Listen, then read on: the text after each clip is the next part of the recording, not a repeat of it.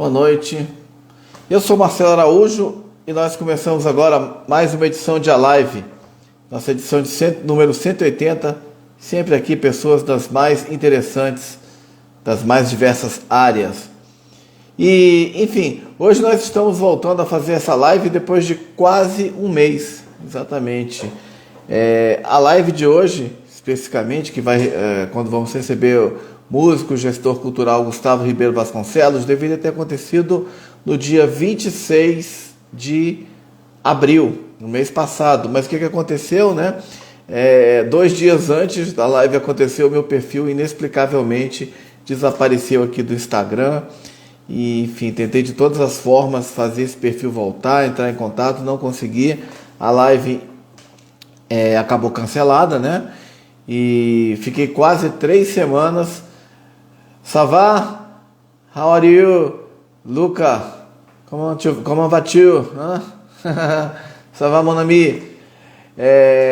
Quase um mês, fiquei 3 semanas fora do Instagram. E na semana passada eu soube, por intermédio de uma outra pessoa, que meu perfil havia sido reativado. Vocês não imaginam o estresse de ter aí 10 anos de Instagram, 14.500 postagens, contatos aí com seguidores do mundo inteiro, milhares de seguidores aí do mundo inteiro, como esse amigo aí do Canadá, Luca,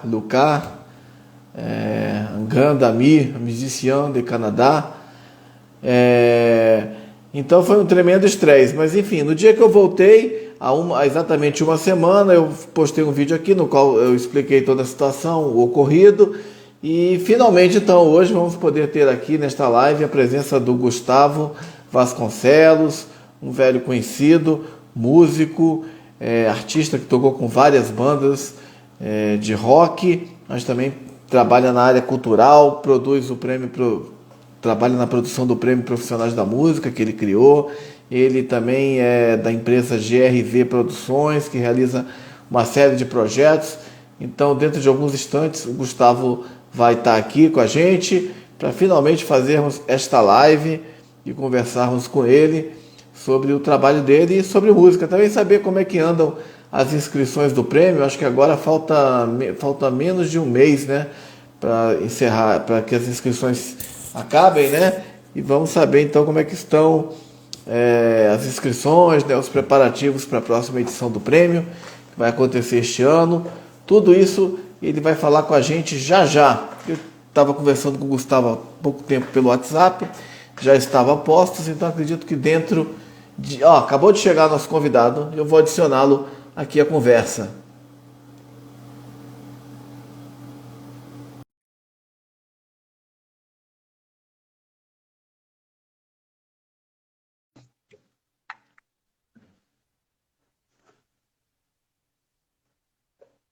Alô? Oi, Gustavo, tudo bem? Tudo. Por que você Opa, não tá me vendo? Ah, já sei, peraí, bicho. E aí, rapaz? Acho que a câmera deve estar apontada para outra, né? Acho que deu uma congelada aí também. Vamos aguardar. Opa, voltou. Acho que você tem que... Isso. Opa. Tá Opa, dando pra ver aí numa beleza? boa? Tá dando para te ver. Você tá me vendo e ouvindo bem, Gustavo? Perfeitamente, meu amigo. Beleza. Bom, eu estava aqui antes de você chegar, só explicando o que aconteceu, que essa live deveria ter ocorrido há um mês mais ou menos, no dia 26 de abril. Hoje é dia 25 de maio. Só que aí o meu perfil desapareceu, o Instagram. Depois eu recebi uma mensagem quando o perfil voltou do Facebook, dizendo que tinha sido apagado por engano, e esse engano aí custou 3 semanas fora da rede, mas felizmente voltamos e vamos ter hoje o prazer imenso de conversar com o Gustavo, que é uma figura que eu já conheço aí, deve ter aí por volta de uns 30 anos, né, Gustavo? Que a gente se conhece. Conheci o Gustavo como músico, né, tocando em várias bandas do Distrito Federal, em Brasília, mas também tem um trabalho muito sério também, além da música, com produção de eventos, produção de uma série de projetos, como o Prêmio Profissionais da Música. Então, em primeiro lugar, Gustavo, obrigado por estar aqui hoje, obrigado pela paciência também de esperar um mês, né, e gentilmente ter essa disponibilidade após ter acontecido esse problema há algum tempo. Obrigado mesmo. Pô, bicho, eu que agradeço aí pela oportunidade de falar sobre cotidianos associados aí às iniciativas aí que estão ao meu redor, através da turma que está comigo na GRV. E que bom que você resolveu essa questão aí. Eu, por exemplo, tenho uma questão parecida com a sua que até hoje eu não resolvi, não consegui resolver lá com o Facebook, entendeu? É complicado, né, cara? A gente, de É. uma hora para outra, acontece uma coisa dessa, a gente fica refém, né? Enfim, espero que você É. resolva a sua questão. Mas Não, a obrigado minha eu mais já uma vez. desisti. A minha eu já desisti e resolvi de outra forma, porque foi tão Uhum, absurdo que se eu for atrás de entender esse absurdo, é melhor fazer de outra forma. uhum. Entendi, Gustavo. Bom, eu queria agradecer também as pessoas que estão chegando aí. Tem o nosso amigo Carley, que é de Minas Gerais, Divinópolis, sempre presente. Obrigado aí, Carley. Estamos de volta. E eu vou então começar perguntando para o nosso convidado, para o Gustavo Ribeiro Vasconcelos, que é, como eu falei, é músico, toca bateria, mas também trabalha do outro lado do palco. Gustavo, quando começou o seu interesse pela música? Cara, é o seguinte, eu sou carioca de Copacabana, né? E eu sou de uma região de Copacabana, assim, considerada meio perigosa por alguns, que é ali no posto 2, mais precisamente na Praça do Lido, na Uhum. rua Belfort Roxo. E aí, é, pô, eu era um moleque praia que vivia.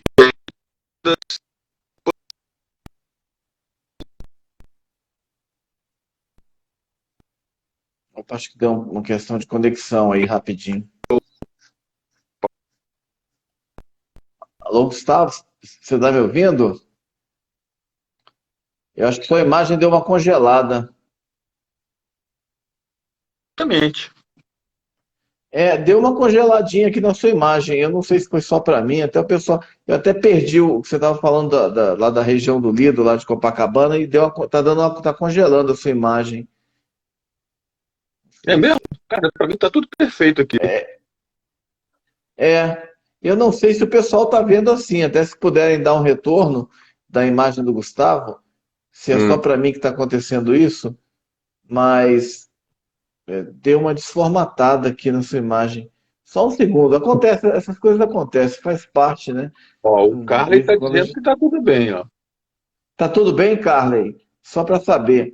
Não, tudo bem, é porque apareceu congelado para mim, mas desculpa, você pode tá voltando aos poucos. Ele falou que está congelado. Bom, agora voltou. Pode ser alguma questão de conexão também, mas enfim, a gente vai tocando. Mas desculpa, você pode voltar então. Você estava falando da Praça do Lido, não é isso? Aquela região que você morava em Copacabana.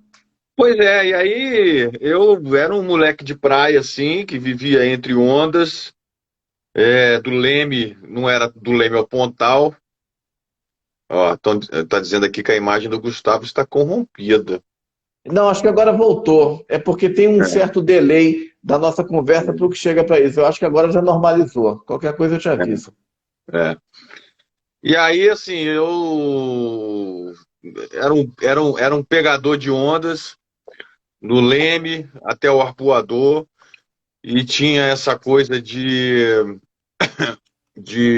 jogar futebol de praia e de jogar frescobol, e de soltar pipa, mas aí do lado do meu prédio Copacabana, aos domingos, tinha uma torcida do Flamengo, meu time de coração, que ensaiava para ir para o Maracanã.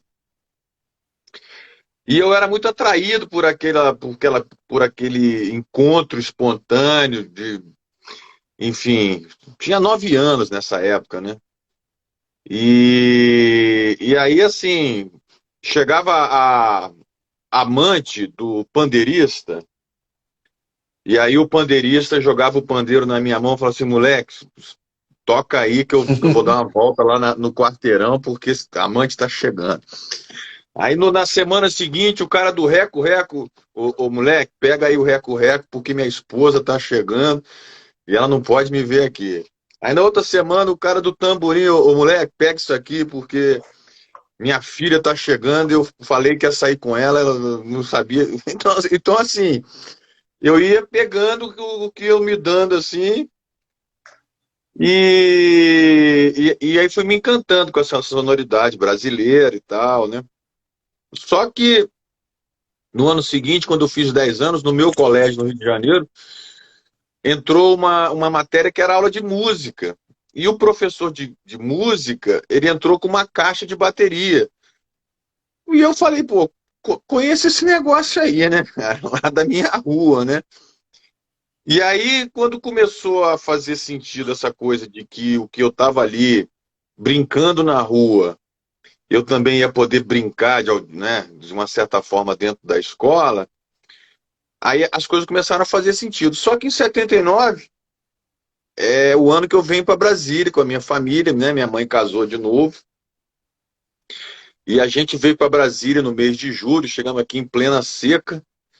E foi muito difícil a minha adaptação aqui em Brasília, porque pô, eu saí de Copacabana para uma cidade que tinha 19 anos, um monte de barro, distâncias gigantes, transporte público que demorava para levar de um ponto ao outro. Enfim, todo aquele cotidiano carioca de facilidades de se movimentar e etc. Eu não encontrava aqui, não conhecia ninguém. Bom, e aí a vida foi indo, e em 1984, quando eu estava estudando no segundo grau do objetivo, um amigo meu virou e falou assim: pô, Gustavo, vamos ali na minha aula de baixo. Esse meu amigo que tinha aula de baixo, até hoje ele toca, é o Paulo Marins. Inclusive, ele é professor da UNB de baixo. E aí o Paulo, ele, quer dizer, de baixo ou de música, não sei.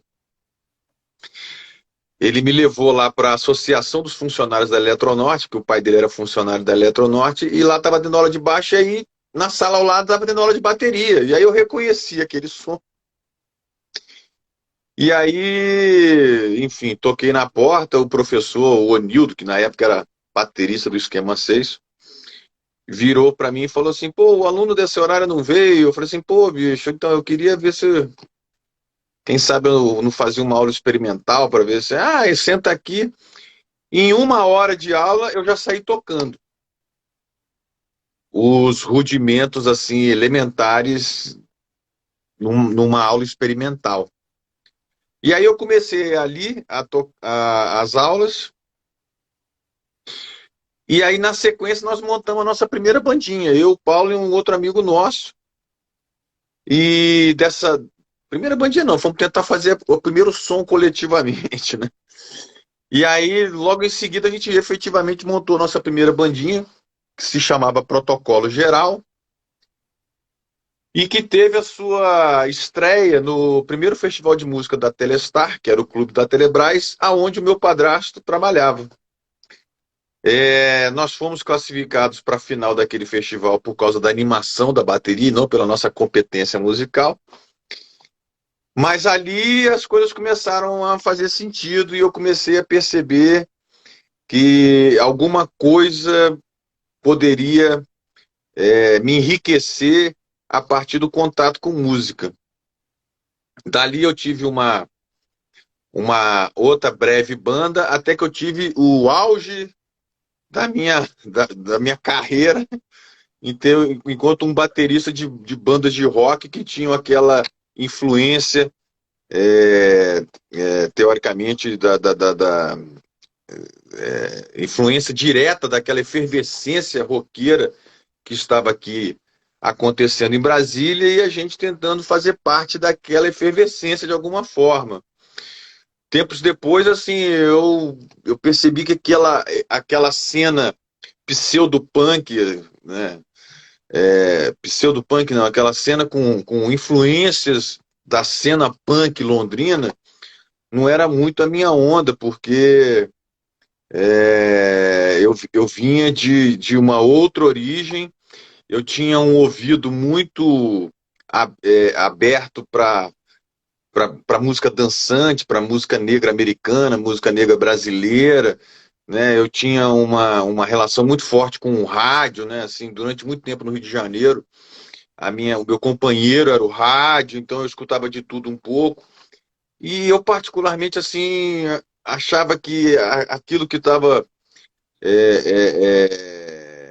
se desenhando como um protagonismo artístico de Brasília, em primeiro lugar, achava que era uma contradição com o que Brasília era. Brasília era muito mais, como sempre foi, né, muito diversa nas suas linguagens artísticas, inclusive na musical, né? E eu achava que aquela tribo ali era pouco, assim, para minha percepção do que a arte e da música poderiam me enriquecer, poderiam me transformar, e etc, etc. E aí, assim, eu saio dessa banda que se chamava Burguesia Decadente, que inclusive era uma coisa assim que hoje eu falo assim, cara, que é isso, né? Porque éramos todos classe média alta, né? Como inclusive os que saíram daqui com um discurso influenciado pela onda punk, mas que eram pessoas muito bem nascidas e etc, etc. Então eu achava assim um pouco contraditório aquilo tudo. E sem querer fazer nenhum tipo de julgamento, eu fui atrás de achar a minha turma, né?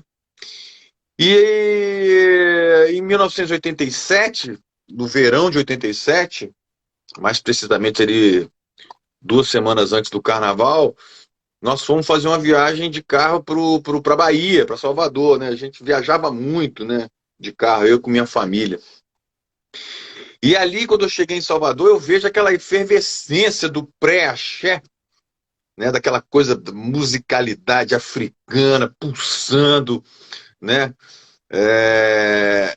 E aqui em Brasília, a gente tinha uma referência que era o Obina Choque, que era uma banda assim de pessoas que depois ficaram próximas a mim, né? Uma banda com 3 africanos, né, que tinham aquela célula do high life africano, né, aquela potência percussiva, e eles eram o grande sucesso radiofônico de 1987, em pleno pré-carnaval baiano.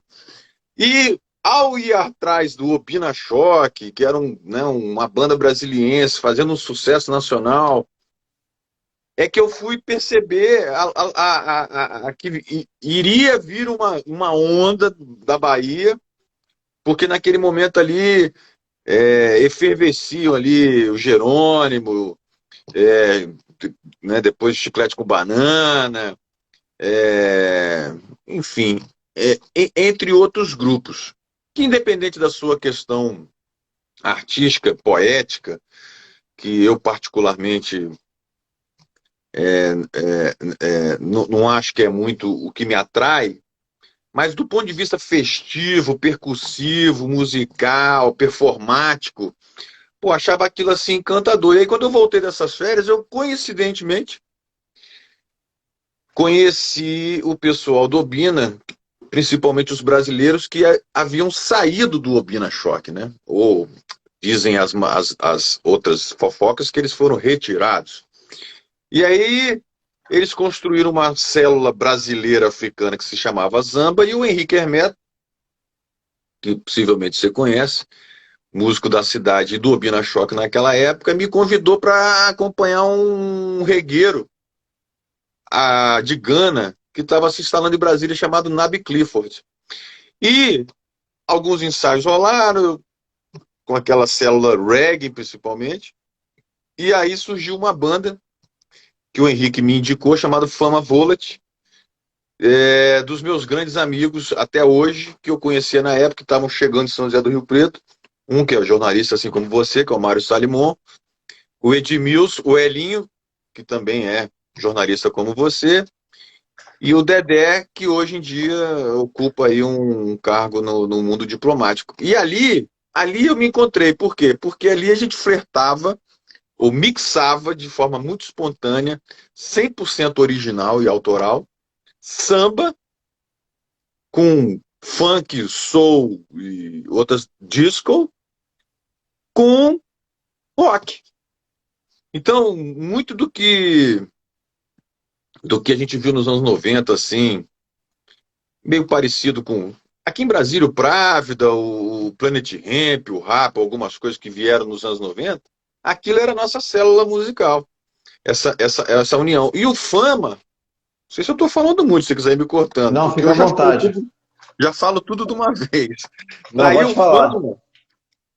o Fama começou a ocupar espaços em Brasília, né? Diz o outro jornalista, amigo seu, talvez, o Fernando Rosa, do Senhor F, que o Rock de Brasília, o Rock de Brasília cabia no Gates, né? Na minha época, de uma certa forma, os sucessos de bilheteria de Brasília cabiam no Bom Demais, né? Uhum. E ali naquele ambiente do Bom Demais foi uma escola pra gente, assim, numa mesma época que tinha assim, a noite do Fama, e tinha a noite do Beirão, que tinha a noite do Renato Matos, que tinha a noite da Cássia, que tinha a noite do Facchini, que tinha a noite do Rubi, enfim, um caldeirão de coisas que aconteciam ali, sempre muito bem recebidos pelo público, pela dona Cristina Roberto, minha amiga até hoje.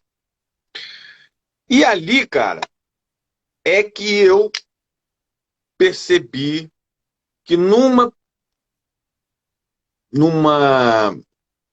numa necessidade de fazer algum tipo de economia por conta das remunerações dos cachês, eu poderia, enquanto baterista, ser dispensado. Entendeu? E no que eu percebi isso, muito naturalmente ali no Fama, não foi uma coisa assim pensada, eu comecei a me envolver com a produção da banda. Uhum. Era eu, aos 19, 20 anos de idade, que começava a me envolver com um triângulo que deu origem a tudo que é a GRV, que é o triângulo que une o contratado, o contratante e o público. Esse é o meu triângulo. Foi Uhum. compreender, num primeiro momento, como contratado e, mais recentemente, como contratante. Esse, esse vai e vem para a coisa acontecer e, obviamente, em respeito ao nosso consumidor, nosso cliente, enfim, aquele que dá o sentido para a nossa sustentabilidade, que é o consumidor e que é o público, né? E estimulado por essa coisa de chegar num contratante, vender o peixe da banda, conseguir um cachê, essa adrenalina da conquista, do convencimento, né? Nas poucas casas que nós tínhamos em Brasília naquela época, aquilo me dava muito prazer. Eu me divertia com aquilo, com muito pouca idade. E o Fama foi conquistando espaço. Temos aí excelentes matérias escritas por amigos seus, como Celso Araújo, César Mendes, pessoas daquela Rodrigo Leitão, pessoas daquela segunda metade dos anos 80, entendeu? Que tinha a revista Bis, a gente apareceu na Bis, Militão Ricardo, né? Com quem eu toquei na banda Os Rochas também. E aí, cara, a gente começou a achar, em 88, que Brasília era muito. Não era o que eu continuo achando até hoje. Ela não era um mercado consumidor sustentável daquilo que é criado e produzido aqui. Não era e continua não sendo. E aí, eu com meu amigo Mário Salimão, um belo dia fizemos uma viagem de ônibus para São Paulo, no intuito de abrir frentes lá pro Fama em São Paulo. E já chegamos querendo ir logo no melhor lugar, aos nossos olhos, que na época era o Teatro Mambembe, que ficava lá no Paraíso. E foi engraçado que quando a gente chegou lá para negociar uma data, estava tendo um ensaio de um musical ou de uma peça do Lima Duarte. E aí o Mário Salimão, assim, e eu, assim, pô, Lima Duarte, falei, pô, aqui que é o lugar. Que quando eu vi, assim, que tinha alguém muito famoso nos lugares, eu falei, pô, é nesse lugar que eu quero estar também, entendeu? E aí conseguimos a data no Teatro Mambembe, e numa outra casa e numa outra casa. Enfim, fizemos uma pequena tour por casas noturnas de São Paulo, sendo que o ponto final ou especial era o Teatro Mambembe. E aí, gostei. Mas, nossa, gostei disso pra caramba. Eu falei, nossa, minha vida é vender o meu trabalho, né? Hoje mesmo eu estava conversando com alguém sobre esse conflito, né, dos artistas no que se refere ao negócio da música. Muitos, inclusive, falam das suas dificuldades, porque, pô, sou artista, não levo jeito para negócio, mas está errado. A sua arte é um negócio, etimologicamente falando. Valorizar a sua arte é que talvez seja a sua dificuldade. E eu acho que se você não sabe fazer isso, recorra a profissionais que sabem fazer isso. Porque essa coisa de você ser cauda longa, de automatizar todo, de absorver todos os processos, na minha opinião, está comprovado que em escala não funcionou. Ele é bacana do ponto de vista da iniciativa, mas do ponto de vista da sustentabilidade de uma carreira ou de uma circulação de um projeto artístico musical, sozinho não vai. E no que eu gostei dessa coisa, eu continuei a ir para São Paulo. Continuei a ir para São Paulo. E, cara, quando eu vi, a gente estava tocando no Aeroanta, no Sesc Pompeia. E no Sesc Pompeia a gente viveu o nosso grande momento. Porque em janeiro de 89, o Sesc Pompeia estava com um projeto chamado Vira o Disco. O projeto Vira o Disco era um projeto em que, durante 4 dias, com cobertura da revista Bis, as novas bandas do Brasil,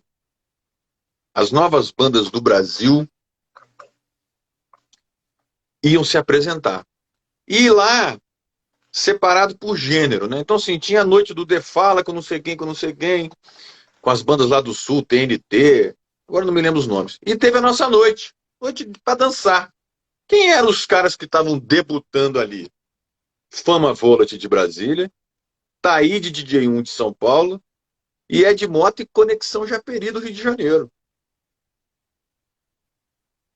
Cara, aí eu comecei a achar que a gente estava entrando numa onda.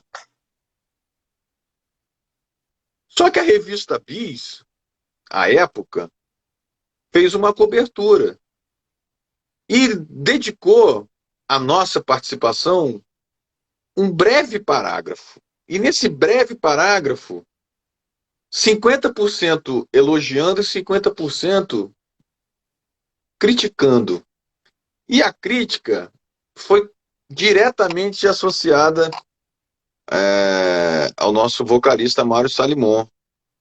E para minha surpresa, eu não sei se isso influenciou ele, mas ele naquele momento ele falou, pô, gente, eu vou me dedicar aqui à minha formação, porque ele ia se formar naquele primeiro semestre de 89 lá na comunicação da UNB.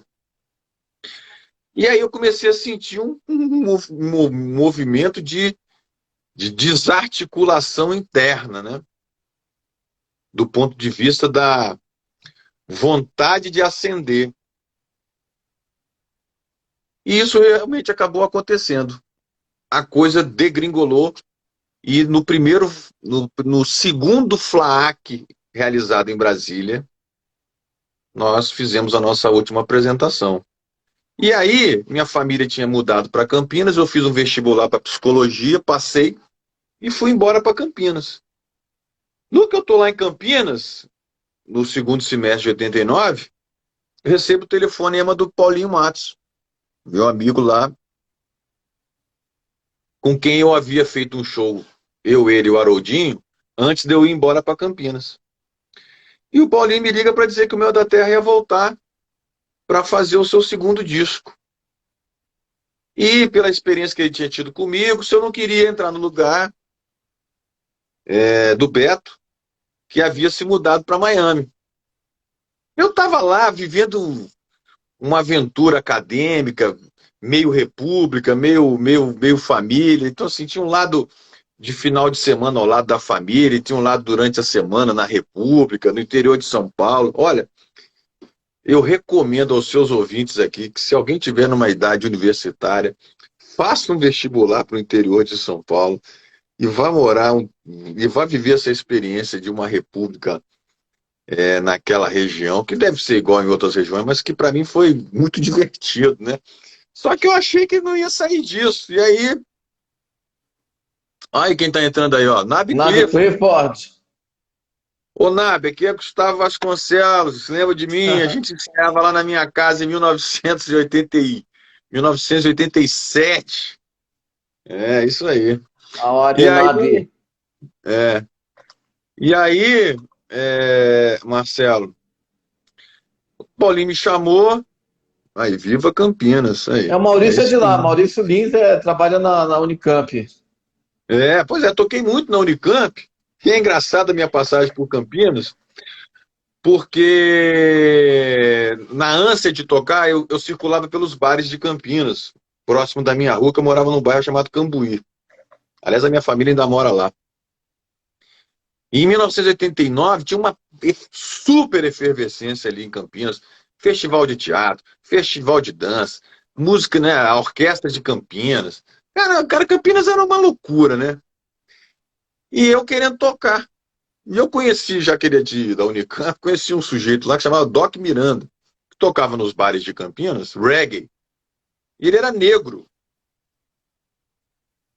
E o Doc Miranda é uma história engraçada, que ele era ex-ponte esquerda da Ponte Preta, e ele morava na República lá com os estudantes da Unicamp, de Penetra, Uhum. e tocava na noite de Campinas, e aí eu comecei a frequentar os shows dele, até que o dia que o baterista não foi. Aí eu virei o baterista dele. E a gente fez muito show pela Unicamp. E aí recebi esse telefonema do Paulinho, aí vim, primeiramente para a gente fazer uma excursão pelo norte do Brasil, num período que tinha showmício, e nós fomos fazer showmício lá no Amapá, especificamente, showmícios para o Lula, que na época concorria com o Collor. E essa é uma história que, se eu for contar aqui, vai passar a noite aqui. E aí, no que passou o ano, no meu período de férias lá em Campinas, eu vim ensaiar para a volta do Mel da Terra num evento no Verão Cultural do Parque Shopping, que depois eu trabalharia na produção, no meu primeiro trabalho numa produtora em Brasília, com a Ocarina Produções. E, Ocarina. e aí, nessa de vir ensaiar com o Mel da Terra, eu, cara, preciso ganhar algum dinheiro enquanto a gente ensaia, né? E aí, conversei com o Haroldinho, que conversamos com o Bemol, e aí nasceu em janeiro de 1990 o Oficina Blues, que é uma banda que nós três fundamos, que tinha como objetivo tocar blues nos bares da cidade, só que a gente não tinha nome. E aí nós fomos estrear justamente no Bom Demais. E como a Eu gente não vi, tinha nome, hã? eu vi, tava lá. E como a gente não tinha nome, a Cristina Roberto batizou a noite de uma oficina de blues, comigo, com a Haroldinho, com o Bemol. E aí virou esse o nome da banda, Oficina Blues, depois entrou o Remy, depois o Haroldinho e o Bemol foram morar no Rio de Janeiro, aí entrou o Cleves, o Pedro, o Mário Salimão como cantor no primeiro momento, depois ele saiu, ficou só o Cleves. E com Oficina Blues eu acho que a gente fez coisas aqui nessa cidade como até então eu não tinha presenciado. Né? A gente tinha consumidor, a gente tinha agenda e a gente tinha audácia nos nossos shows, etc. Muito, inclusive, por conta da percepção do Remy. E eu estava ali, eu e o Remy, trabalhando naquela produção daquelas coisas todas. E uma das coisas que eu gosto de deixar registrado, para a posteridade aqui no seu programa, pô, é que o Oficina Blues é o responsável por ter feito o primeiro CD de Brasília. Né? Em 1993, a gente ocupou ao vivo a Sala Martins Pena por 3 dias e nós gravamos ao vivo no sistema ADAT, que é uma coisa que pode dar tudo errado. O primeiro CD de Brasília, fomos nós que fizemos. e que está aí até hoje. E também somos a banda que fomos ao Jô Soares, justamente porque Brasília tinha aquela coisa de capital do rock, que eu particularmente não concordo com esse protagonismo, considerando tudo que eu vivi em Brasília, inclusive porque eu acho que nós somos a capital do rock, porque, né, gravadoras multinacionais perceberam uma efervescência quantitativa e qualitativa, e muito boa qualitativa, e elas catapultaram, né, alguns desses artistas, alguns estão aí até hoje, outros nem tanto, mas essas pessoas que aqui se apresentavam, eu ia nos shows e eram shows para ninguém quando as pessoas não eram apedrejadas, né? É, vaiadas, ou sei lá o que, né? Mas enfim, a história está aí. Eu reconheço que a efervescência daquela época, mas eu acho que Brasília é muito mais do que só a capital do rock do ponto de vista musical. Mas, independente da minha opinião, nós fomos parar no Jô Soares, porque aqui era conhecida a capital do rock, e nós éramos uma banda de blues. E o blues vem antes do rock.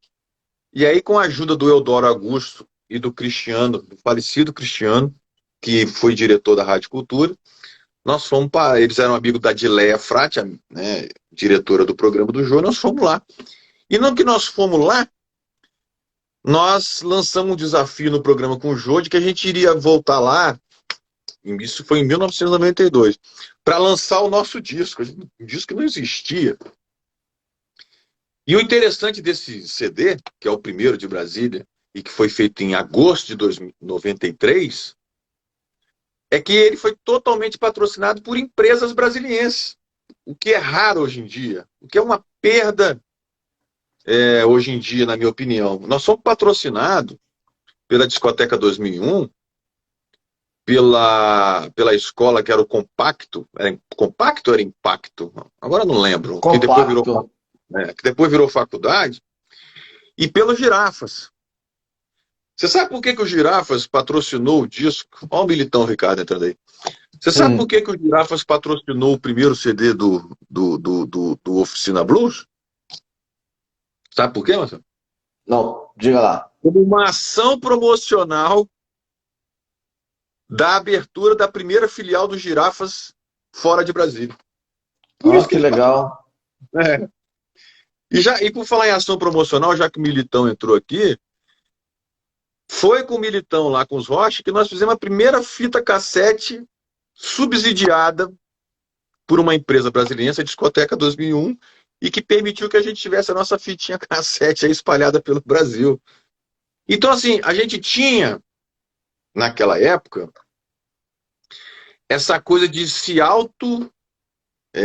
viabilizar recorrendo às empresas que estavam em Brasília, e a gente conseguia. Tá aí o caso da Oficina Blues, que foi parar no Jô Soares depois de ter feito um CD ao vivo, por essas coisas que eu estou falando aqui para você. Bom, o Oficina Blues durou, com a minha presença, 5 anos, foram 2 discos, e aí eu já tinha 10 anos de carreira como baterista. E aí eu achava que aquilo não ia. Entrei numa crise. Por quê? Porque eu nunca fui um baterista, Marcelo, tecnicamente versátil. Eu sempre lidei muito bem com a minha limitação. Porque eu estava na música pela transformação que a música possibilita ao ser humano, né? Pela possibilidade do encontro de sons, de ideias, que pode ser rock misturado com funk, com samba. Eu estava muito mais para uma coisa sensorial, artística, ideológica, do que aquela coisa de ser um músico. Apesar de que eu toquei com muita gente na cidade, mas eu sempre soube da minha limitação. E, cara, numa boa, né? As minhas referências brasilienses de grupos que deram certo, pô, os bateristas eram extremamente limitados, considerava eles até mais limitados do que eu, né? Com todo respeito aqui, não vamos entrar no mérito nem em julgamento, mas, pô, né, o nosso amigo lá, baterista do Engenheiros do Havaí, o nosso amigo aqui, baterista da Legião, do Capital, da Plebe Rude na época, eram uns caras que lidavam muito bem com as suas limitações também. E nem por causa disso os grupos que eles estavam envolvidos não foram muito mais longe do que talvez até eles mesmos imaginassem. Então eu era desse pensamento, entendeu? Mas eu achava que, assim, eu já estava com 26, 25 anos, não tinha me formado ainda, e comecei a ficar preocupado com isso, e resolvi montar uma banda para tocar no aniversário do Mário. E aí eu e o Mário montamos lá o que seria o embrião da BSB Disco Club, para tocar no aniversário dele umas músicas, entendeu? E aí, depois desse aniversário dele e tal, da minha saída da Oficina Blues, eu falei, ô Mário, que você acha a gente montar uma banda só pra gente se divertir na noite de Brasília? Pra tocar aquelas coisas que a gente gostava, da disco, né, do funk, não sei o quê, não sei o quê. Aí o Mário, conversa vai, conversa bem. Eu falei, Mário, já tem até o nome da banda. Aí ele é mesmo qual? É BSB Disco Club. Hum. E aí começa esse novo capítulo, que era para ser uma banda para tocar assim, extraordinariamente, ela virou uma banda onipresente na cidade, nas nossas vidas. Uma banda que sempre teve uma excelência na sua composição musical, né? A formação inicial tem o Oswaldo Amorim, o Silvio Jota, que era do Právida, o Eladio Oduber, que era do Cocina del Diablo, e eu, o pior de todos, o Mário cantando, e estreiam ali do nosso lado as duas, inicialmente backing vocals, e que depois ganharam aí, conquistaram aí a cidade, que era a Indiana e a Geórgia. Juntos, nós conquistamos o coração das pessoas, e quando eu vi, a gente era requisitado para coisas que até então um universo que eu não conhecia, de festas particulares, eventos corporativos. Eu me lembro exatamente do dia em que nós fizemos um almoço na casa do Mário para debater o futuro da banda, né? Aquelas reuniões assim, vem cá, né, e tal. E em algum momento alguém falou, pô, a gente precisa ter alguém para vender essa banda. Porque ninguém queria ficar assim, atendendo telefone e articulando não sei o quê. E aí os caras me elegeram como porta-voz, assim. E aquilo é 1998, eu achava que eu tinha de ter um nome jurídico, um nome fantasia, ao invés de você estar falando com o Gustavo. E aí assim nasce GRV,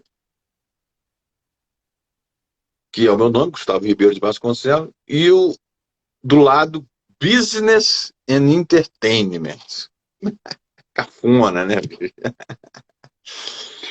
E aí a minha mãe vira um certo tempo, um momento, e fala assim, olha, se você quer levar isso aí a sério, eu acho que pode dar alguma coisa. Mas muda esse nome. Porra, Business e Entertainment tá cafona demais. E aí virou GRV Produções Culturais Limitada, ME, que hoje a gente fez uma adaptação para GRV Música, Mídia e Entretenimento para ficar mais atualizado com o que a gente se propõe a fazer. Aquela época lá, essa formação da BSB Disco Club se desfez e se refez em 98, com a entrada do Raul Santiago, que na época era da banda Plástica, do Marcos Tani, em substituição ao Mário, e do Boy, tecladista, em substituição ao Eladio Oduber. A gente estreou essa formação na primeira edição do Porão do Rock, né, que foi na Concha Acústica.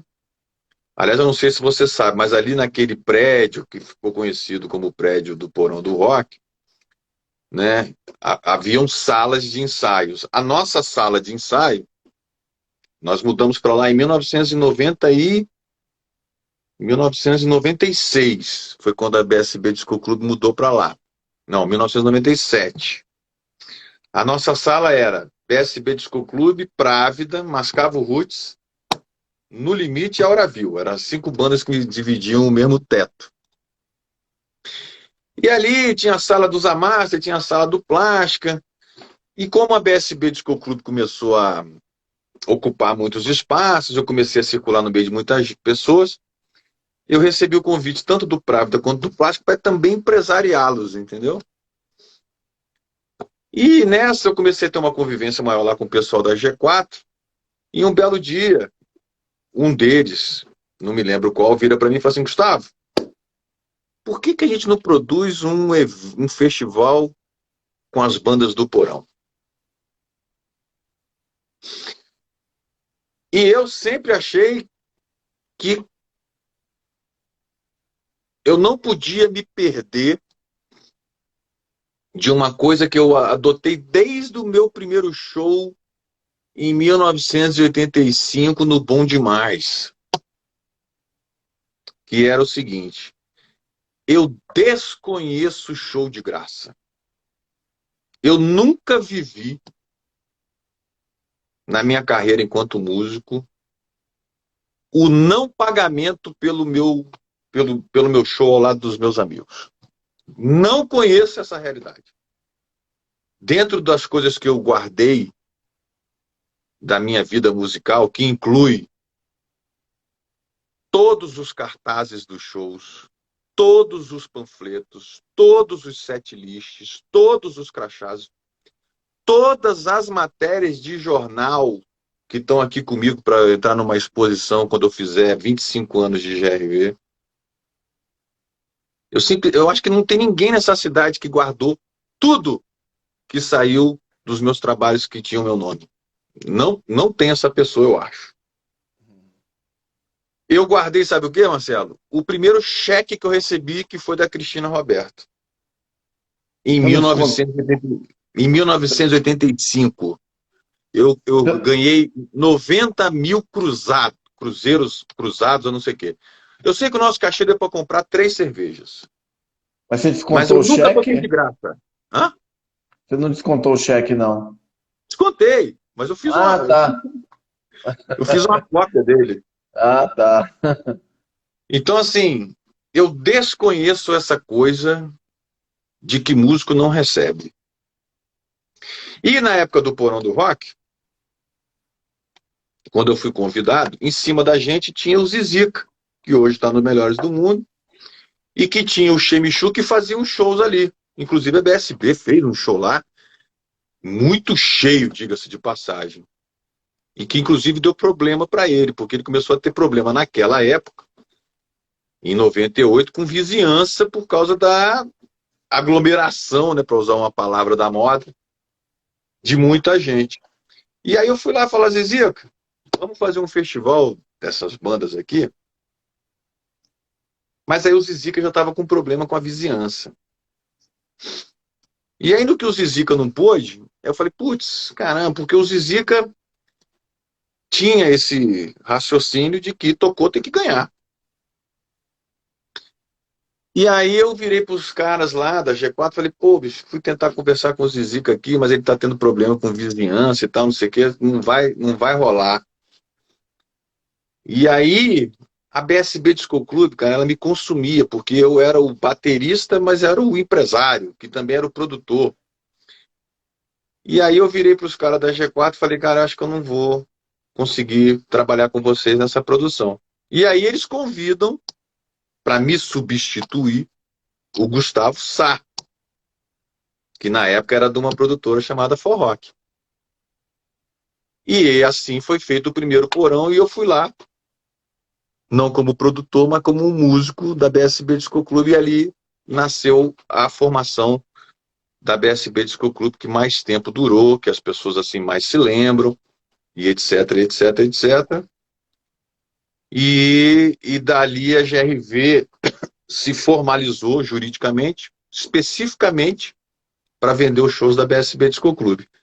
E aí, a partir de 2002, é que eu viro editora, distribuidora, gravadora, elaboradora de projeto cultural, é, entre outras atividades, que aí a gente veio reduzindo até chegar hoje como uma empresa que trabalha globalmente com edição, distribuição, sincronização digital.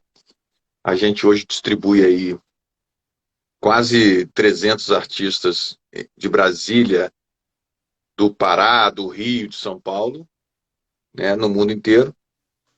A gente administra hoje quase 2.000 obras, a gente comercializa quase 4.000 fonogramas, a gente é uma empresa elaboradora de projeto desde 2004, já tendo elaborado e executado mais de 100 projetos via FAC, via Lei Rouanet. A gente trabalha com produção de evento, né? Para encurtar a conversa, eu administrei muitas casas noturnas de 97 até a pandemia, né? Principalmente nos últimos anos o Grupo Jorge Ferreira, em especial o Bar Brahma. E a gente faz algumas coisas que são empreendimentos nossos. O maior deles se chamou Feira da Música Independente, cuja sigla era FMI, que acontecia durante 4 dias e que vinha o mundo inteiro para fazer negócios em Brasília no ano de 2005, 2006, 2007, lá no Teatro Nacional. E o outro que sucedeu o FMI, que é o Prêmio Profissional da Música, que desde 2015 acontece e que está lá com as suas inscrições abertas nesse momento. Bom, falei 50 minutos sem parar. Agora é você, né, Marcelo? Não, mas o objetivo é você falar mesmo aqui. A gente está aqui para te ouvir. E, enfim, muito interessante todas essas experiências nessa trajetória aí que você contou, né? Desde o Rio de Janeiro, passando por Brasília, Campinas. Mandar um alô aí pro Edu Ambiental, que está aí, acho que é do Rio, que ele estava mandando um alô para você também. O pessoal, Ele falou. o próprio pessoal do prêmio, o prêmio também estava aí, né? Mandou um alô pra gente, né? É, é, Prêmio é. Profissionais da Música. Enfim, muito bacana a sua experiência. E bem interessante isso que você frisou, né, em um dos momentos aí da sua fala, né, a respeito dessa diversidade que eu também compartilho a sua opinião, né, de que Brasília nunca foi só, pelo menos na minha opinião também, só a capital do rock, embora o rock, claro, tenha a sua importância e teve a sua efervescência aí, principalmente na década de 80, né, com aquelas bandas todas Uhum, que explodiram e depois mais algumas uhum, outras dos anos 90, mas você citou aí o Bina Choque, que era afro, né? uhum. Tinha aquele pessoal todo da música instrumental, né? Jorge Helder, Adriano Gifone, Lula É, Galvão, Rosa é. Passos, né? Muita gente bacana. E Enfim, eu acho, o que que toda essa galera tem em comum, Marcelo? não O que que essa sei, galera toda tem em comum? a música, não sei.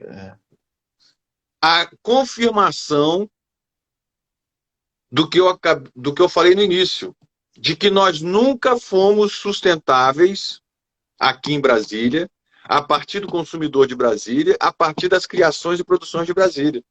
Porque se você pegar a história dos caras que você conhece que saíram de Brasília, ou que são conhecidos no Brasil inteiro, e em Brasília, eles têm como comum a saída daqui. O primeiro, Oswaldo Montenegro. Na sequência, a geração do Renato. Na sequência, Cássia e Zélia Duncan. Na sequência, a geração lá, Raimundos, Little Coelho, Mascavo e etc. Aí a gente tem um ponto fora da curva, que eu acho que foi o Nat Roots, que saiu daqui catapultado, né? Saiu daqui com 30 mil discos vendidos. Mas na sequência você tem a Mil de Holanda, você tem esse monte de instrumentista da pesada aí, Jorge Dunga, Helder, Lula Galvão, Dunga, enfim, vários, Mark Williams, meu contemporâneo, né? E aí, assim, mais recentemente, a gente tem o caso do Móveis, que flagrantemente tinha uma dificuldade de existir só com consumidor brasiliense, e mais recentemente os nossos queridos lá do Scalene, que assim merecem o que conquistaram, mas de certa forma por causa da exposição lá no programa da Globo, que deu a bombada que eles precisavam dar. Mas assim, a verdade é que nós somos uma terra fértil para criar e produzir. Mas, contraditoriamente, nós não temos consumidor local, porque também a gente não tem veículo. Você sabe disso, né? Quais são os veículos que a gente tem? Quais são os espaços? Marcelo,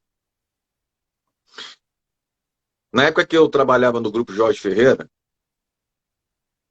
eu tinha muita liberdade que o Jorge me dava. E eu resolvi fazer um projeto que se chamava o seguinte: não haveria cover se não houvesse o original. Esse era o nome do projeto. Que isso é uma verdade absoluta, né? Não haveria cover se não houvesse original. Para levar os trabalhos originais de Brasília para lá. E naquela época, que não é muito longe do momento que a gente está agora, haviam alguns espaços. Cara, faça esse desafio para você. Saia no plano piloto, não estou incluindo o que está aqui no entorno da gente, mas saia no plano piloto, de segunda a segunda, e me convide para te encontrar se você achar um lugar que está tendo música original produzida por Brasília num espaço privado. Se você achar um, você me chama que eu quero ir lá ver. E isso não é uma situação brasiliense. Eu recentemente tive na Bahia, cara. Bahia que até Dorival Caymmi, Gilberto Gil, Caetano Veloso, todo o axé, Daniela Mercury, sei lá, Pitty, tem, né? Tom Zé. Tom Zé, tem para todos os gostos. Cara, eu não consegui ouvir uma música original circulando pela noite na Bahia. A gente vive uma realidade, na minha opinião, muito delicada para quem tem como ofício a criação, que é justamente essa ditadura dos repertórios dos 20, 30, 40, 50 anos atrás, predominando até hoje na maioria dos espaços. É muito desequilibrado. E aí, com a internet, a coisa se pulverizou, graças a Deus, mas os veículos, né, bicho, as pessoas dos veículos, elas rarearam, né? Então, assim, aonde encontrar, aonde fidelizar, como conhecer? A gente tem o acesso, mas o louco é que a gente tem o acesso, a gente consegue ver a coisa se movimentando numa perspectiva global, através dos arquivos digitais, mas a gente não consegue viver disso dignamente. Essa é uma loucura. Quer dizer, acessibilidade mais mobilidade deveria ser igual a sustentabilidade. Mas especificamente desse ponto que a gente está falando, a gente não consegue. Desde que eu comecei a tocar aqui em Brasília. E aí a gente tem, né, uma cena que se renova artisticamente, mas não se perpetua mercadologicamente. Então, a gente está sempre num looping de novidades, de muita criatividade, de muita produção, mas a gente não tem esses exemplos de sustentabilidade. E aí as pessoas olham para mim, para a GRV, como se a gente fosse uma coisa rara na cidade de Brasília. E eu acabo achando que é mesmo. Porque a gente consegue trabalhar há 22 anos no mesmo lugar, entre altos e baixos, gerando trabalho nesse momento para 8 pessoas, especificamente com criadores e produtores de conteúdo musical e audiovisual. Especificamente não, predominantemente, porque agora mesmo entrou aqui um artista paraense sensacional que você precisa conhecer e entrevistar, chamado Alex Ribeiro. Tô nós vendo. tivemos o prazer de fazer o lançamento dele em janeiro, um lançamento junto com o Zé Cabaleiro. Ele é uma revelação do norte, e você sabe que quando revelações do Norte começam a ser abraçadas pelo Sudeste, é porque a coisa é fina, né? Uhum. Um abraço aqui para o Alex Ribeiro. Grande abraço, Alex. O Maurício Lins, que é de Campinas, nosso amigo, perguntou para você o seguinte: o que que você acha? Qual a influência do sertanejo urbano na música brasileira? Se isso interfere aí nesse cenário aí que você está comentando? Esse sertanejo de hoje, sertanejo universitário e tal.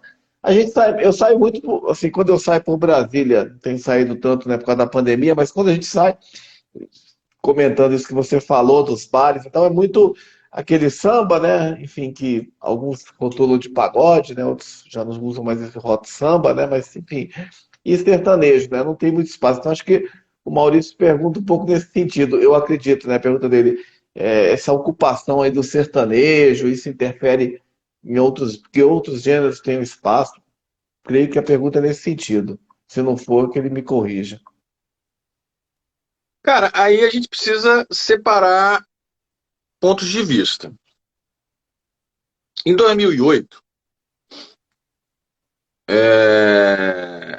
eu tive a experiência num evento no Rio de Janeiro, 2008 não, 2009 ou 2008, agora não lembro. Chamava Rio Music Conference, que nasceu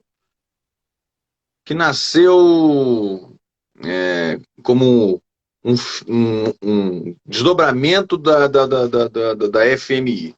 Os caras me convidaram lá para participar dos bate-papos. Assim, cara, a gente reconhece que o seu exemplo da FMI, de certa forma, nos influenciou a fazer a mesma coisa aqui no Rio de Janeiro, porém para música eletrônica.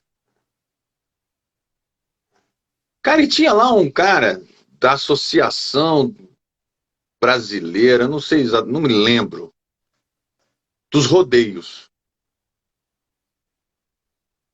E, cara,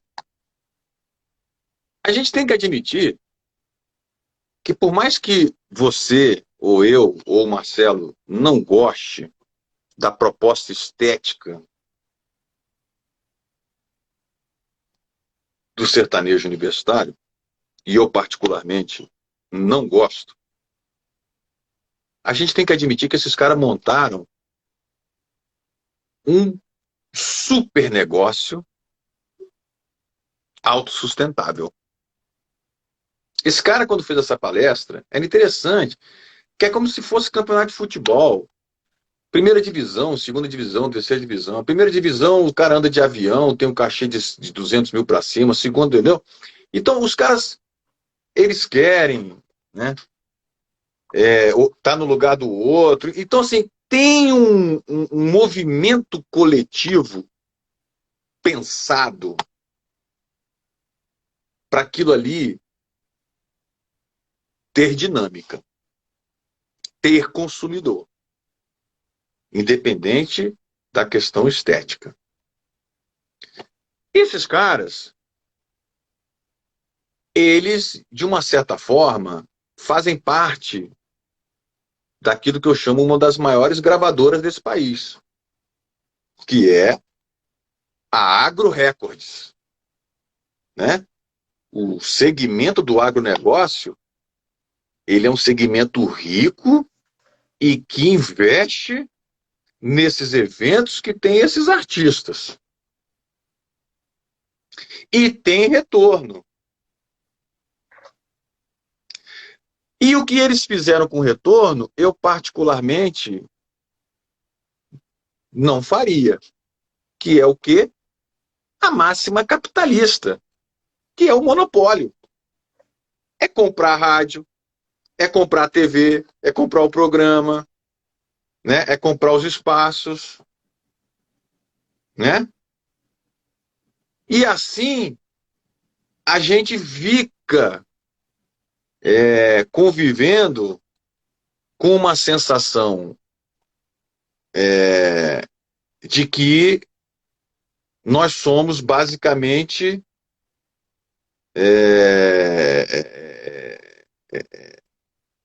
circundados, né,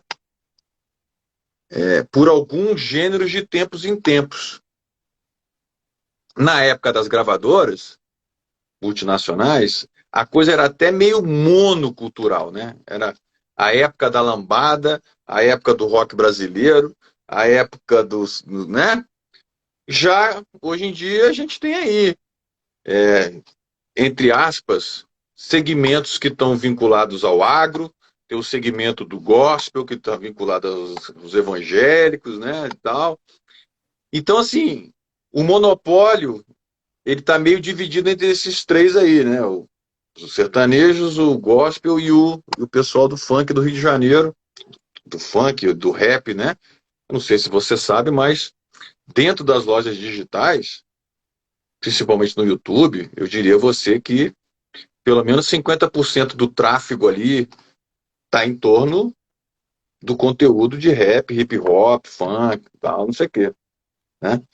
Então, assim, a gente vive uma repetição de um modelo que visa o monopólio, né? E esses caras estão estruturados economicamente para monopolizar, sim. Se a estratégia deles deu certo e a gente pode considerar isso um mérito, do ponto de vista global, eu não acho que monopólio, conquista de monopólio é a minha onda. Eu não tô nessa. Mas tem gente que tá. Agora, do ponto de vista estético, eu respondendo ao Marcelo, a mim não influencia. Maurício, Maurício, Maurício a mim, Lins. a mim não influencia, entendeu? Eu não tenho a referência do sertanejo em nada no meu dia a dia, mas não significa que a GRV não trabalha com sertanejo. Distribuímos artistas sertanejos, sim. Prestamos serviço de distribuição. Por quê?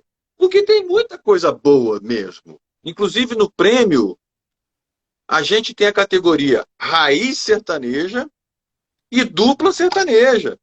Porque é um prêmio de profissionais da música e a gente quer que todos possam participar. Entendeu? Uhum, uhum, Agora, a gente quer que todos possam participar porque a nossa mensagem é de todos, com todos e para todos. Então, assim, você é profissional da música, então vem participar. Se você gosta do sertanejo, hip hop, a gente quer você. Agora, coincidentemente, como a gente é um prêmio horizontal, que não é aquela coisa vertical, de curadoria, só de júri técnico, os caras não têm vindo participar mais. Coincidentemente. Entendeu? uhum. Gustavo, é isso que eu queria te perguntar agora, sobre a atual edição do Prêmio Profissionais da Música, né? Como é que tá? Que edição que é? O número dessa edição? Como é que tá? Quantas pessoas já estão inscritas, né? Até quando que vão as inscrições? Queria que você comentasse um pouco a edição atual do prêmio. A edição atual do prêmio é o seguinte: nós estamos na 7ª edição. Nós estamos num período de inscrições que se finalizará no dia 19 de junho, sujeito à prorrogação. Nesse momento, nós temos 878 inscrições, o que significa que faltam 100 inscrições para nós batermos o recorde da nossa 5ª edição, que foi em 2019, a nossa última edição presencial. Porque a nossa última edição, que foi no ano passado, na verdade ela foi 2020, 2021, ela foi 100% digital. E a gente teve uma 2.428 inscrições, foi uma overdose, entendeu? E por causa dessas 2.428, a gente teve 105 categorias. Eu animei com essa coisa das 105 categorias, e agora a gente tem 206 categorias, que estão agrupadas em 4 modalidades: criação, produção, educação e convergência. Então a gente tem um olhar para pessoas físicas e jurídicas que estejam trabalhando em qualquer área do a partir da matéria-prima música. A nossa 7ª edição, depois dessa etapa de inscrição, que a gente vai até 19 de junho, depois a gente vai passar por 3 etapas de votação, porque o prêmio ele tem esse perfil horizontal. A gente acha que o escolhido do ano ele tem que vir de uma votação, resguardados os devidos pesos, tanto dos profissionais que se inscrevem, quanto do público digital, quanto do nosso júri, que a gente chama de conselho sensorial, que inclusive é responsável por indicações em 10 categorias de conteúdo, porque o prêmio não premiava conteúdo. Por exemplo, melhor disco, melhor single, melhor show. A gente não premiava isso.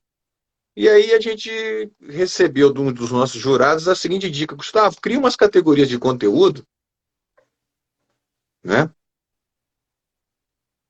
sob indicação. E aí na edição passada nós fizemos isso. Aí quando eu vi, tinha lá categorias melhor live, finalista, Gilberto Gil, Caetano Veloso, Milton Nascimento, né, porque o nosso conselho sensorial é formado por 25 pessoas, que são umas personalidades da música no Brasil inteiro, entendeu? E os caras têm olhares, né? Uhum. Você pode, por E exemplo, citar aí, alguns pode citar alguns dos membros? pô, claro, né? Uhum. Primeiro o presidente de honra do nosso conselho sensorial é o Menescal, né? Roberto Menescal, que já foi nosso homenageado em 2018, que é um cara que quando você fala com ele sobre o prêmio Profissionais da Música, ele acha que é dele o prêmio. É meu maior guru. Ronaldo Bastos, né? Ronaldo Bastos, Clube da Esquina, Benjamin Taubinkin, Thomas Roth, Edson Natali, que até pouco tempo atrás era o gerente de cultura do Itaú Cultural. A gente tem o Bruno Bulé, que é do Midem, que é a feira mais antiga do mundo, que foi interrompida na pandemia, mas voltará em 2023, que acontece em Cannes, e que é parceira bilateral de promoção com o PPM. Eles vêm para cá, eu vou para lá. A gente tem pessoas que fazem festivais de música, como, por exemplo, a Simone Marçal, que acabou de fazer o Formemos no Espírito Santo, a Renê, que faz o Se Rasgam no Pará, o Barral Lima, que faz o Festival Marte lá em Ouro Preto. A gente tem pessoas de Brasília também, né? O Barata participou, a Carmen Manfredini, o DJ Rafa Santoro, o Kiko Pérez. Então a gente mixa gerações e percepções. E Legal. aí tem nomes assim que estão rolando. E aí, quando a gente viu, eu falei, pô, vou pedir autorização lá pro Gil, pro Caetano, para ver se eles topam ter o nome deles divulgado na nossa humilde situação aqui. E aí, graças à intervenção do Menescal, todos toparam participar. Só que foi uma edição digital. Então, essa agora pretende ser híbrida, digital e tal. Só que é importante as pessoas saberem o seguinte: o prêmio cresceu muito. Ele é muito complexo, a engenharia dele. E outra coisa, a gente sempre foi do mês de abril. A gente sempre fez o evento conectado com o aniversário de Brasília. Mas em 2019, por uma ocasião de atraso de pagamento do FAC, que é um dos nossos apoiadores, a gente teve que fazer em novembro. E agora, na pandemia, a gente fez em novembro também, porque a gente ficou esperando a primeira onda, a segunda onda, a terceira onda, até que eu cheguei à conclusão seguinte: olha, isso não vai acabar, como ainda não acabou, diga-se de passagem. E eu vou fazer 100% digital. Não quero ninguém em Brasília. Só vai a nossa equipe com todos os protocolos, né, possíveis. E foi um trampo fazer isso. E isso demorou 2 anos. Como a nossa edição, teoricamente, seria em novembro, né? E a gente tem uma coisa também que eu gosto de frisar, é que a gente tem os nossos homenageados do ano, que tem a ver com o nosso slogan do ano. No ano passado, por causa da efervescência digital, o nosso slogan é: do analógico ao digital, viva o direito autoral. Porque foi uma das poucas coisas que sobrou. E a gente tem que ter um olhar para a importância do criador, né? E eu, de uma certa forma, eu sou, né, reconhecido aqui em Brasília como um militante do direito autoral, né? Justamente por trabalhar com a sociedade de direito autoral mais antiga do Brasil. Só que esse ano, cara, para fazer em novembro, eu ficaria entre o fim das eleições e o início da Copa do Mundo. É o espaço que eu teria. No que se refere ao fim das eleições, considerando a nossa conjuntura atual, eu não sei se alguém teria vontade de vir a Brasília, dentro de uma perspectiva que a gente tem hoje, da possibilidade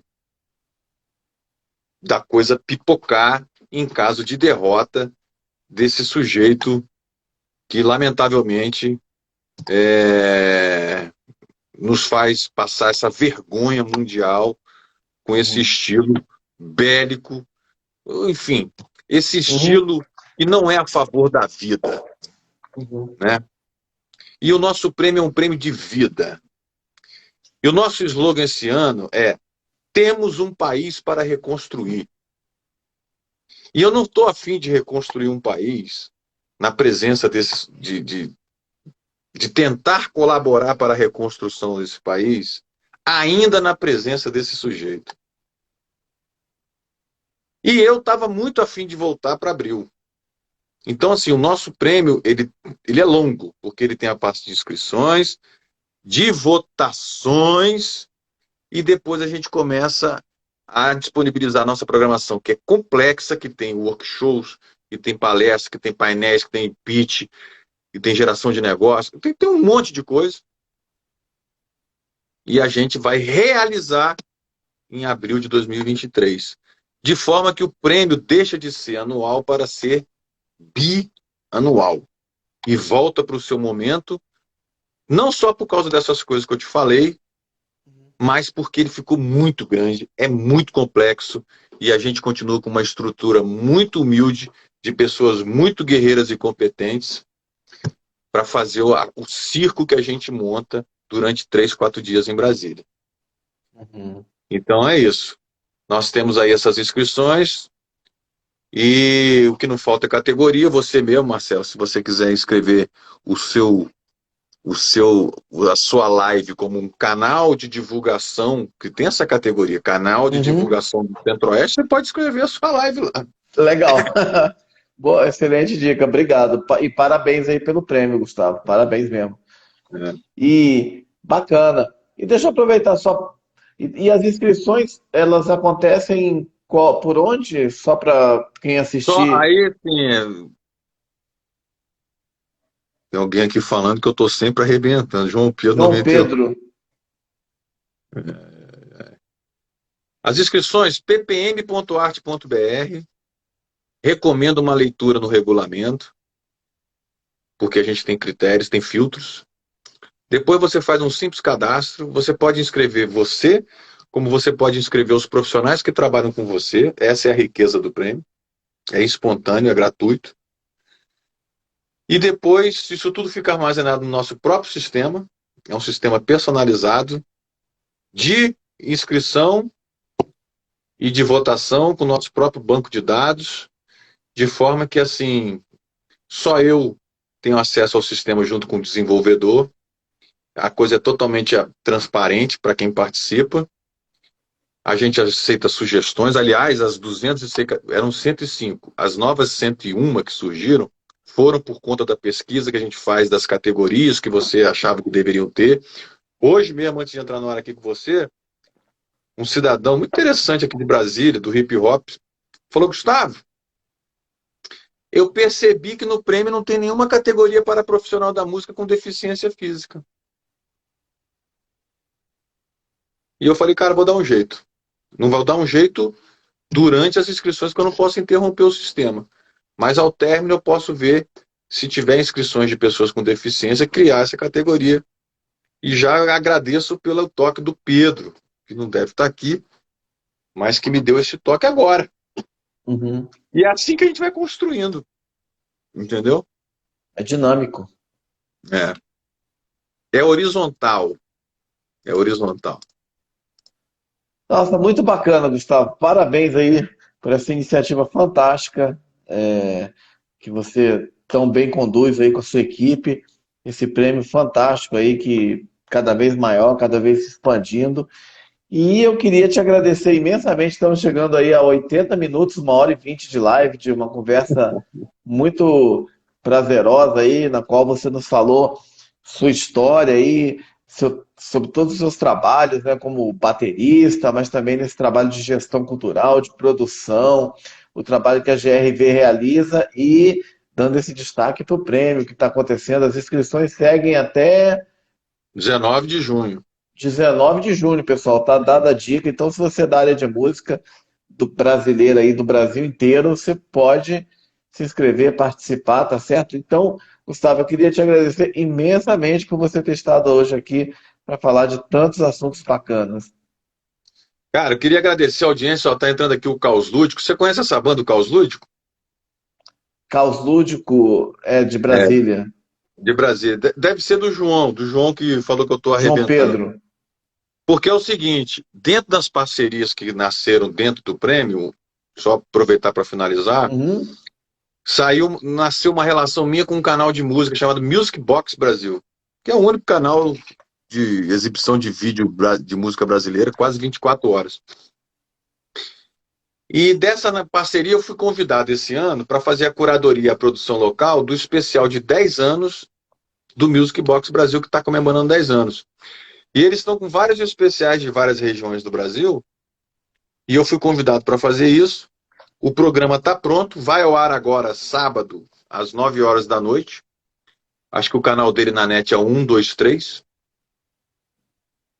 E nós encaminhamos 8 possibilidades do que está perto da GRV. E aí é difícil, né, selecionar, porque a GRV tem o ska do Caos Lúdico, mas tem o hip hop do Atitude Feminina, do Rivas e Ravel, do Câmbio Negro, por exemplo. Câmbio Negro. E aí mandamos para eles e eles escolheram lá o Atitude Feminina, que é do DJ Rafa, né, das nossas queridas Aninha e Ellen. O Rivas e Ravel, né, o Rivas que era de um grupo chamado Alibi, né, com o irmão dele, DJ Jamaica, que também é distribuído pela GRV. O Caos Lúdico, representando aí uma nova geração, uma banda de ska e tal, e o Sunflower Jam, que aí já é uma pegada mais pro pop e tal, não sei o quê. Esse programa vai ao ar agora, no sábado, fica aí o convite para quem está nos assistindo, porque é um programa de entrevista, de música ao vivo e tal, e eu considero isso um marco, assim, da gente estar chegando, fazendo parte de uma comemoração de um canal de TV, entendeu? Dentro dessa raridade que é, né, bicho, espaços, né? Então vamos prestigiar. E queria mandar um abraço aqui para todas as pessoas que trabalham na GRV, com a GRV e pela GRV, pela oportunidade que nos dão diariamente de poder nos enriquecer, nos ensinar e de nos tornar pessoas mais felizes a partir dessa união entre criador, produtor e, no nosso caso, aquela companhia que a gente se intitula uma companhia global de música, mídia e entretenimento, porque, afinal de contas, a gente é a companhia que está aí de ouvidos abertos para escutar todo mundo que tem interesse em, de forma legal e transparente, tá aí ao nosso lado, disponível no mundo, seja através da distribuição digital, da edição, do ao vivo e das coisas que a gente está fazendo. Então, agradeço a nossa equipe, agradeço aos que estão ao nosso lado e principalmente a você, meu querido amigo Ó, Marcelo obrigado. Araújo. Eu que te agradeço, pô, imensamente. Pô, estendo também esses agradecimentos e também os parabéns aí pelo trabalho fantástico que você realiza aí na GRV e também com o Prêmio Profissionais da Música para toda a sua equipe aí, que tenho certeza que devem ser profissionais incríveis, né? Dando esse É, gás todo aí. Parabéns para todo mundo. Queria agradecer a todas as pessoas que participaram dessa live, que comentaram, que entraram aí ao longo dessa 1 hora e 25 minutos de conversa com Gustavo Ribeiro de Vasconcelos, a quem novamente eu agradeço. Muito obrigado mesmo e sucesso. Parabéns aí não só pelo que você faz recentemente, mas por toda a sua história aí relacionada com a música, toda essa vida de música aí, um apoio importantíssimo que você dá para quem atua nessa riquíssima cadeia criativa que é a música é. brasileira. Parabéns aí pelo espaço para todos. Sucesso para o prêmio e com tudo que você for fazer. Valeu mesmo, Gustavo. Meu amigo, um prazer conversar com você. E, ó, você vai lá e se inscreve lá no prêmio, viu? Quero ver Tá você bom. lá. Quero entregar um troféu Legal, para você, legal. viu? Excelente dica. Beleza, então, gente. Um grande abraço. Valeu, Gustavo. Valeu todo mundo. Boa noite. Até mais. Tchau. Tchau.